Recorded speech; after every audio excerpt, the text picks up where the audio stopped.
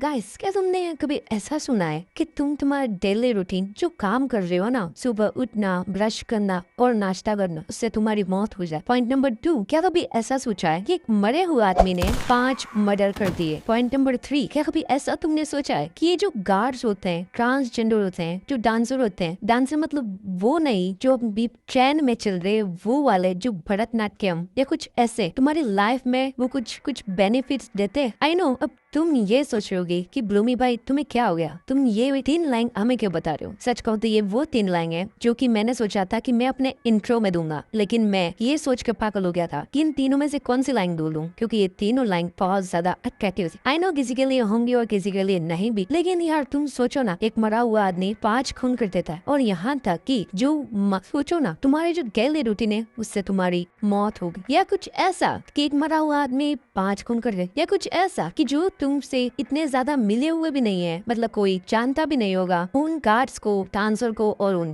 Transgender को, फिर भी वो तुम्हारी लाइफ में कुछ ना कुछ तो बेनिफिट्स लगते ही होंगे। So welcome to the Promiverse episode. सच कहूँ तो मैं एपिसोड तो नहीं बना रहा, ये कोई मूवी रिव्यू तो चल ही रहा है, लेकिन मैं तुम्हें बताना चाहता हूँ हाल ही में आई एक मूवी के बारे में, आर्यन। आई नो अब तुम ये सोच रहे होगी भाई या ये शाहरुख खान के लड़के की जो हाल ही में मूवी आई है उसके बारे में। नहीं ब्रो, ये है एक साउथ इंडियन की एक ऐसी एक्शन थ्रिलर मूवी है जिसे तुम देख के चौंक जाओ। क्या तुमने वो मूवी देखी है जो कि विष्णु विशाल की है? इसका हिंदी नाम है मैं हूँ दंडधिकारी। कैसे विष्णु विशाल उसमें एक सीरियल किलर के साथ टेल करते हैं, लेकिन इस बार विष्णु विशाल वापिस आ चुके हैं, वो ही अपना रूप लगे, लेकिन इस बार उन्होंने अपनी जो बियर्ड है वो प्लेन करवा दी है और इसमें वो बहुत ही डैशिंग लग रहे हैं। लेकिन यहाँ पे मैं उनके फेस के बारे में नहीं बात करने आया, मैं उनकी मूवी के बारे में बात करने आया जो कि अभी हाल ही में ही आई, आर्यन।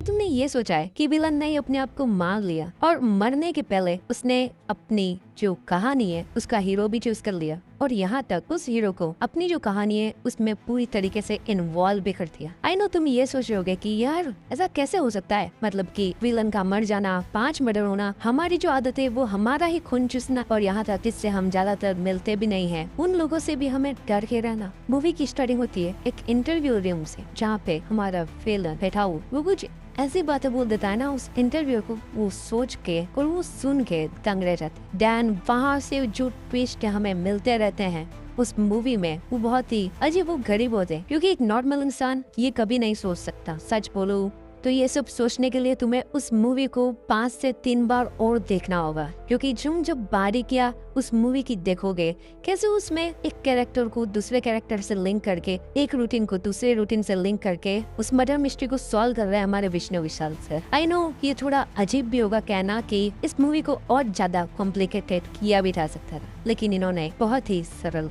लेकिन इसके लिए भी तुम्हें इसको 5 से 6 बार तो देखना ही होगा। तुम्हें पता है कि ये जो हमारा विलन है उसको हैकिंग की भी बहुत अच्छी नॉलेज है, जिस कारण मरने के बाद भी वो अपने उस कंसिस्टेंसी, उस डिसिप्लिन और वो जो उसकी पावर है जो उसने अनलॉक की, उन लोगों को मारने के लिए वो बहुत ही बेहतरीन तरीके से किया। क्योंकि यहाँ पे ना हमें ये भी बताया गया है कि कैसे टाइम मैनेजमेंट हमारी भी जान ले सकता है। या सच बोलूं तो जब मैंने मूवी को दूसरी बार देखा ना, तब मुझे पता चला कि यहाँ पे गार्ड, ट्रांसजेंडर और जो डांसर होते हैं उससे ज्यादा भी एक चीज हमारे लिए मायने रखते है, एक राइटर। आई नो तुम ये सोच रहे होगे कि राइटर क्या ही, आजकल तो हर कोई राइटिंग करना चाहता है। एआई खोला और चैट जीपीटी पे थोड़ा बहुत लिखा और वो हमें पूरा प्रॉम्प्ट जनरेट करके देते। लेकिन क्या चैट जीपीटी आर्यन जैसी मूवी या मैं हूँ दंडाधिकारी जैसी मूवी की स्क्रिप्ट लिख सकता है? बेशक नहीं, उसके लिए चाहिए एक राइटर। सच बोलूं तो इस मूवी में वो चीजें बताई गई है जिसके बारे में तुम्हारा सोचना नेक्स्ट टू इम्पॉसिबल है, क्योंकि ये सब उस राइटर की बातें हैं जो हमें कभी भी समझ नहीं आते हैं। सो